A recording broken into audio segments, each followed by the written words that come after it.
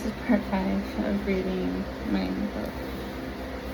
Beast Boy's mind begins to fracture inside Raven's psychic realm. Raven must fight both the villain and herself to pull him back before she loses him forever. Darkness swallowed everything, not the soft, quiet kind Raven used to meditate in. This was suffocating, crushing alive. It pressed against her skin, her lungs, her thoughts. Garfield, she screamed into the void. No answer. The blast that hit him had torn the realm apart. She could still feel the echo of it, a psychic shockwave that rattled her bones and left her mind ringing. She forced herself to stand, cloak whipping violently around her. The ground beneath her feet cracked like glass, each fracture glowing faint red. Garfield, she called again, voice breaking. A faint sound whispered, not a voice, a whimper. Raven's heart seized. She ran. The realm twisted around her, corridors forming and dissolving, memories flickering like broken film reels. She saw flashes of Beast Boy laughing, fighting, comforting her, holding her in the real world. Then she saw something else. Him prone on the ground, shaking, shadows crawling over his skin. Garfield. She sprinted toward him, dropping to her knees beside him. He was hunched over, arms wrapped around himself, fractured, ragged. His eyes were open but unfocused, lost. Gar, she whispered, touching his cheek. He flinched violently, scrambling back. No, don't touch me. Her chest cracked open. Garfield, it's me. He shook his head, trembling. I can't see you. I can't hear you. Everything's wrong. Raven grabbed his hand gently from him. Look at me, he tried. His eyes flickered, green, then clouded, then green again. Ray, he whispered, voice small. Yes, she breathed. I'm here. Before she could pull him into her arms, the air split open behind them. The villain stepped out of the chair, taller now, his form wrapped up all of the realm's concealability. His mask glowed with red cracks. Touching, he said, but pointless. Raven rose slowly, placing herself between Beast Boy and the villain. You're not taking him. The villain tilted his head. I already have. He snapped his finger. Beast Boy screamed. Raven spun, grabbing him as he clapped. His body convulsed, shadows were crawling up his arms like veins of ink. Stop, she shouted. Let him go. The villain laughed. You brought him here. You opened the door. Now he's mine too. Raven's eyes blazed violently. No. She stood, collar cracking on. You want me? She said, voice trembling with fear. Then take me, but leave him out of this. The villain stepped closer. You think you can bargain with me? You can't even control yourself. Raven's hand shook, not with fear, but with rage. You're right, she whispered. I can't. Her power surged, raw, unfiltered, but I can't choose. She thrust her hands forward. A blast of pure psychic force slammed into the villain, sending him crashing into the void. The realm shook violently, cracks spattering webbing across the sky. Raven dropped to her knees beside Beast Boy. Her breast was shallow, her skin cold. Garfield, she whispered, cupping his face. Stay with me. His eyes fluttered open, barely. Ray, I'm slipping. No, she said fiercely, you're not. She pressed her forehead to his, tears burning behind her eyes. You pull me back, she whispered. Now I'm pulling you. The villain's voice echoed through the realm. You can't save him. Raven's eyes snapped open, glowing white now, bright enough to burn through the darkness. Yes, she said, voice steady, I can. She wrapped her arms around Beast Boy, pulling him close. Garfield, she whispered into his ear, come back to me. The realm trembled, the shadows recoiled. Beast Boy gasped, a sharp, painful breath, and clutched her coat. Ray, he whispered, I hear you. She held him tighter, tears slipping down her cheeks. I've got you, she breathed. I'm not letting go. The villain roared, but the realm cracked and opened around them. The Raven didn't look at him. She only held Beast Boy. For the first time since the connection began, the red glow flickered and died. Chapter 17. The Last Door. Raven and Beast Boy fight their way through the collapsing mindscape. The villain makes one final attempt to claim Raven, and Beast Boy becomes the key to stopping him. The world reformed in pieces, shards of memory floating like broken glass around them. Fragments of Azrac, the tower of the realm, and moments Raven had never meant for anyone to see. The ground beneath them was unstable, shifting with every breath. Raven held Beast Boy tightly, her arms wrapped around him as if she could shield him from the realm itself. Garfield, she whispered, brushing hair from his face. Stay with me. His eyes glittered open, green but dim. Ray, I'm here. Relief hit her so hard she nearly collapsed, but the realm didn't give her time. A deep rumble shook the air. The sky cracked open, red lightning tearing through the void. The villain's voice echoed from everywhere and nowhere. You can't escape me.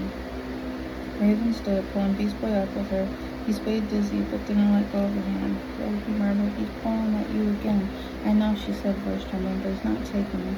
The villain materialized in front of them, larger than before, his form warped like by the collapsing realm.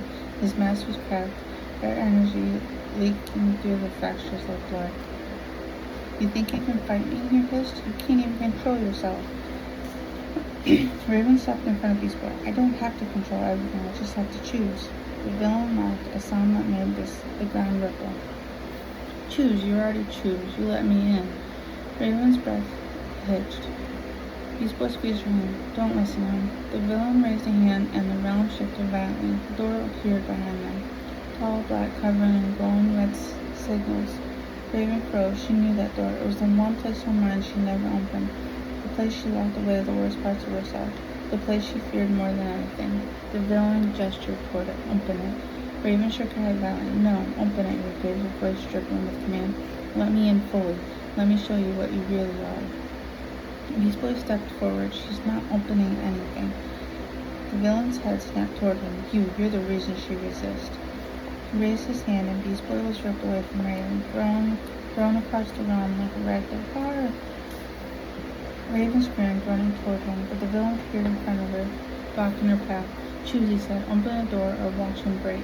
Raven's heart pounded. Beast Boy lay on the ground, struggling to breathe, shadows crawling up his arms again. Ray, he whispered, reaching for her. Don't open it. Her eyes filled with tears. The villain leaned close. He can't save you. He never could. Raven's voice cracked. You're wrong. She thrust her hand forward, a blast of violent energy slamming into the villain, sending him stumbling back.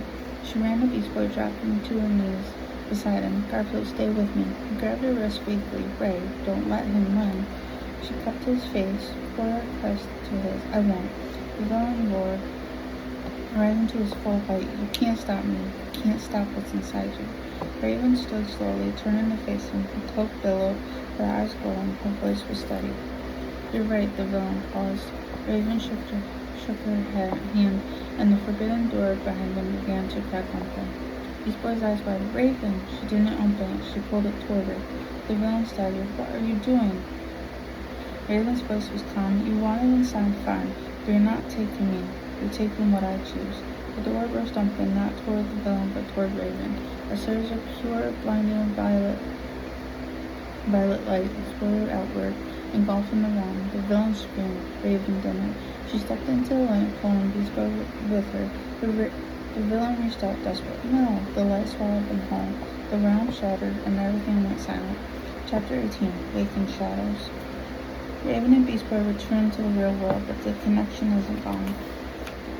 Something inside Raven has shifted, and Beast Boy feels it before anyone else. Light, soft, warm, and real. Raven blinked slowly, her vision swimming into focus. The ceiling above her wasn't fractured or shifting. It was the med-bay ceiling of Teddy's tower. The hum of machines filled with the room. The faint sound of endless self-echoes grounded her. She exhaled shakily. She was back. The hand tightened around her. Ray. Beast Boy's voice, hoarse, exhausted but alive, pulled her fully awake. She turned her head. He was laying in the bed beside her, looking up to the monitors, bruised and pale but awake. His eyes were half open, searching for her. Garfield, she whispered, relief flooding her chest. You're okay.